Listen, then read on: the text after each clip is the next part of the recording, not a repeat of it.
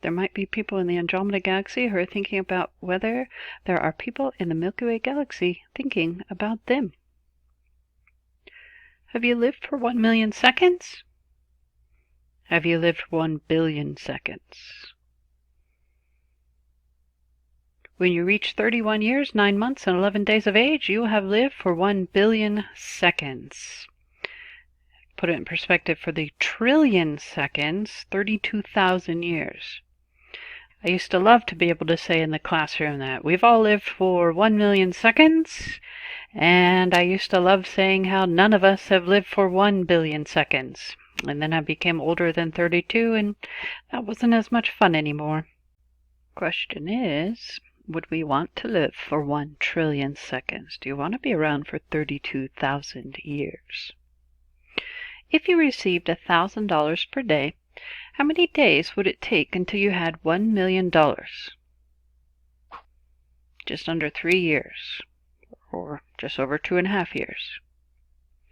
If you received $1,000 per day, how many years would it take until you had $1 billion? 2,738 years. So, if you began in 700 before the Common Era and received $1,000 a day from then until now, you would barely have $1 billion.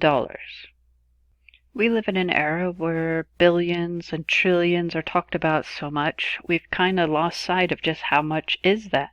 And in addition, it's very difficult to try and comprehend how much a billion or a trillion is, merely because it's very difficult to comprehend what 1 million is. This, according to Wikipedia, is 1 million black dots, or pixels. Each tile with white or gray background contains 1,000 dots. That's incredible.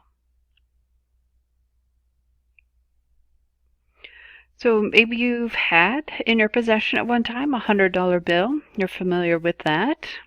I certainly have not had in my possession a packet of $100 bills.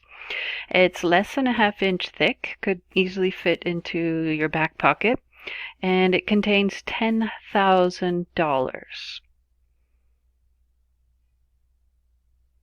This little pile, standing next to a person of average height, this little pile is $1 million. 100 packets of 10,000. 100 million fits neatly on a standard pallet. I'll tell you where to deliver it. $1 billion. You have 10 pallets there.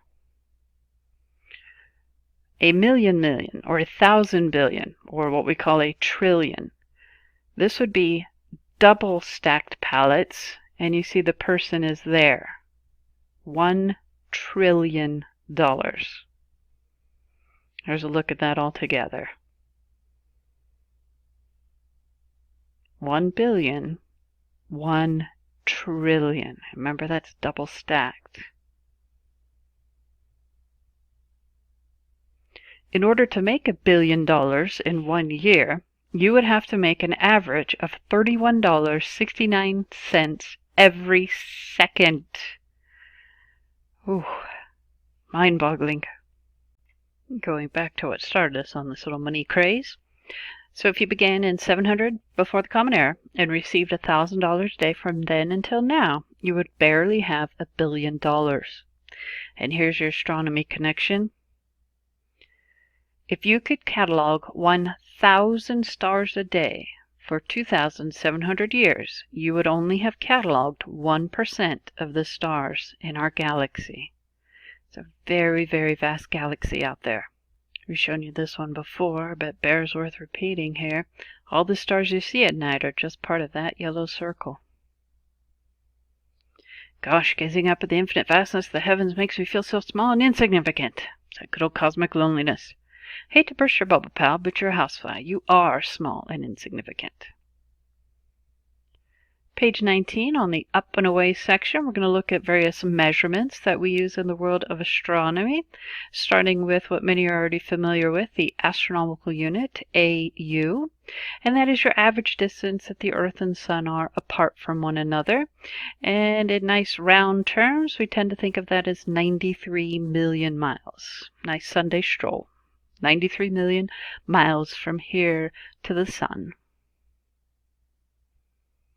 Try and put that in perspective. If you're on a jumbo jet, it would take almost 17 years to fly in that 747 from the Earth to the Sun. Here's our bowling ball Sun, our little peppercorn Earth. You see how massive your coronal mass ejections can be, and certainly why solar winds can cause and wreak havoc on Earth.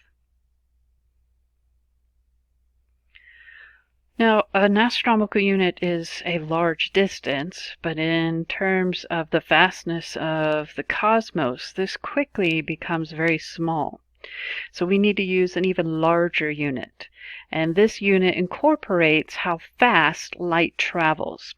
So the speed of light, which is represented by the symbol c because the speed of light in a vacuum is constant.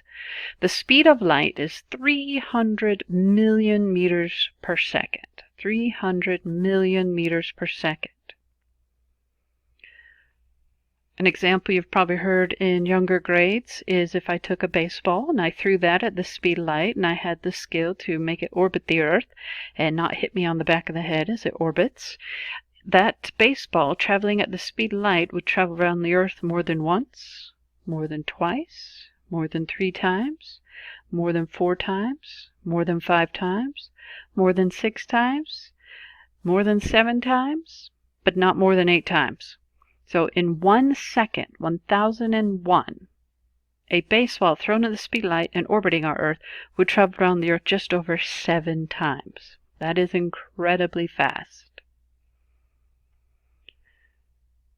If you traveled at the speed of light, it would take you 1 second to get to the moon. We call it a light second. 8 minutes and 20 seconds to get to the Sun. 20,000 years to escape the confines of our Milky Way. So building on the fact that light travels at 300 million meters per second, 1 light year, the total distance light can travel in 1 year, moving at that rate of 300 million meters per second, we're going to round that to just under 6 trillion miles. For a sense of perspective of how small the AU is, although none of us would want to walk in a Sunday stroll 93 million miles, and so in a sense show you how large a light year is, there's over 63,000 astronomical units in a light year. A string the length of 1 light year, so 6 trillion miles, would wind around the Earth's equator. Guess how many times? 236 million times. The Andromeda Galaxy is our nearest galaxy, but it's about 2 million light years away. In miles, that number would be 12, followed by 18 zeros. That is how many miles away the Andromeda Galaxy is from us. Here's a chart showing you some other relative distances. The Andromeda Galaxy is 2.5 million light years away from us, so it's going to take light 2.5 million years to reach us. Our closest neighboring star system is about 4 light years away, so it's going to take light 4 years to reach us from the Alpha Centauri system. Betelgeuse, a very bright star in Orion, is 640 light years away from us. So it's going to take the light 640 years to reach us, which many of you enjoyed thinking about that in grade school when you realize that, let's say, Betelgeuse runs out of its energy and goes dim. Maybe it happened 500 years ago. It's still going to take another 140 years before we on Earth perceive Betelgeuse going dim. Here's a comic that actually gets it right.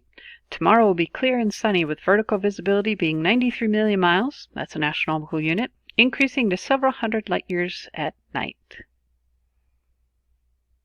She's 3, or 22 trillion in light years. Comically, it's funny, but scientifically it's not accurate in the sense that light years is not a measurement of time.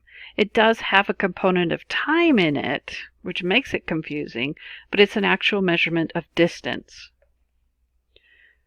Sure, many of you are familiar with the classic Star Wars go-to.